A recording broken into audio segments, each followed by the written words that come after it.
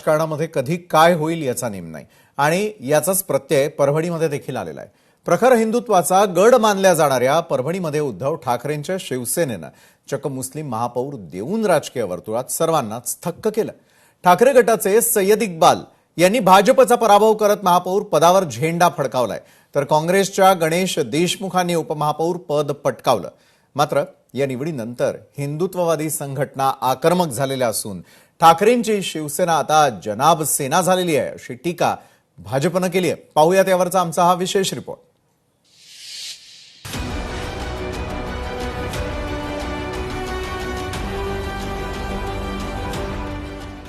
परभणीमध्ये ठाकरेंचा मुस्लिम महापौर, भाजप उमेदवाराचा दारुण पराभव, हिंदुत्ववादी संघटनांमध्ये तीव्र नाराजी।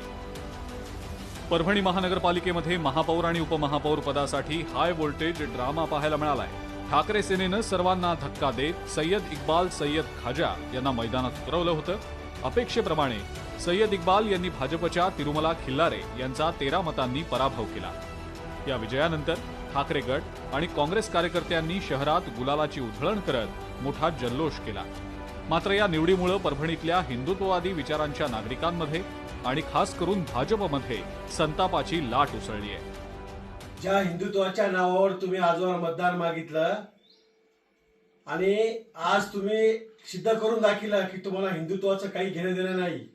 तुम्ही जनाब उद्धवजी ठाकरे साहेब ज्या परभणी जिल्ह्यानं या शिवसेनेला हिंदुत्वाच्या नावावर मान्यता दिली, त्या परभणी जिल्ह्यात तुम्ही जनाब महापौर करून स्वतःला सिद्ध करून दाखवलं की तुम्हाला हिंदुत्वाच्या मताची काही गरज नाही। भाजपनं या निवडीचा निषेध केला असला तरी ठाकरे सेनेचे खासदार संजय जाधव यांनी या निर्णयाचं जोरदार समर्थन केलंय। मुस्लिम समाज सातत्यानं लोकसभा, विधानसभा आणि पालिकेमध्ये ठाकरे गटाच्या पाठीशी खंबीरपणे उभा राहिलाय, त्यामुळेच मुस्लिम महापौर देण्याचा निर्णय आधीच झाला होता असं स्पष्टीकरण त्यांनी दिलंय। लोकसभेला, विधानसभेला आणि आता महापालिकेच्या निवडणुकीत मुस्लिम समाज जसा शिवसेना उद्धव बाळासाहेब ठाकरे पक्षाच्या सोबत राहिला, तर त्याचं फळ, त्याची उत्तरदायित्व आम्ही या ठिकाणी त्यांना सय्यद इक्बालच्या रूपानं महापौर देऊन आम्ही परतफेड करण्याचा प्रयत्न केलाय। भविष्यामध्ये आता 2.5 वर्षानंतर दुसरा महापौर होईल, त्यावेळेस आमचं हिंदू समाजात होईल।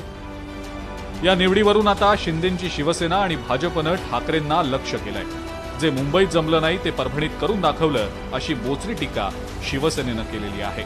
तर दुसरीकडे उपमहापौरपदी काँग्रेसच्या गणेश देशमुखांनी राष्ट्रवादीच्या नाझिमा बेगम यांचा 10 मतांनी पराभव करत विजय मिळवला।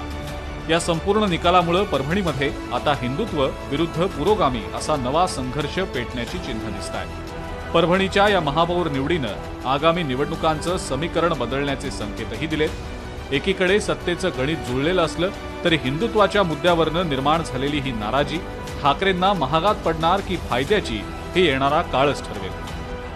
मुंबईमध्ये ठाकरेंना जमले नाही ते ठाकरेंनी परभणीमध्ये करून दाखवले, या प्रकारे टीका टिप्पणी ही ठाकरेंच्यावर हिंदुत्ववादी संघटना व भाजपकडून केले जात आहे। तर पठाण, लोकशाही मराठी, परभणी।